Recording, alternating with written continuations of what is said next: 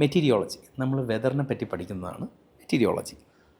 രണ്ടാമത്തത് റെഗുലേഷൻ. എന്താണ് റെഗുലേഷൻ? നമ്മൾ ട്രാഫിക് നിയമങ്ങൾ പഠിക്കില്ലേ, അതേപോലെ എയർ ലോയെ പറ്റി പഠിക്കുന്നതാണ് റെഗുലേഷൻ. പിന്നെ ഹ്യൂമൻ ഫാക്ടറും നമ്മൾ അതിനകത്ത് പഠിക്കും. നമ്മളുടെ മനുഷ്യ ശരീരത്തിൻ്റെ കേപ്പബിലിറ്റീസ് എന്താണ്, അതിൻ്റെ ലിമിറ്റേഷൻസ്, ഇതെല്ലാം നമ്മൾ റെഗുലേഷനിൽ പഠിക്കും. പിന്നെ നമ്മൾ പഠിക്കുന്ന നാവിഗേഷനാണ്. Navigation basically point A to point B നമുക്ക് എങ്ങനെ എത്താം. ഇത് നമ്മൾ അന്തരീക്ഷത്തിലൂടെ പോകുമ്പോൾ ഉള്ള പ്രശ്നം എന്ന് പറഞ്ഞു കഴിഞ്ഞാൽ 6 ആക്സിസിലാണ് മൂവ്മെൻറ്റ്.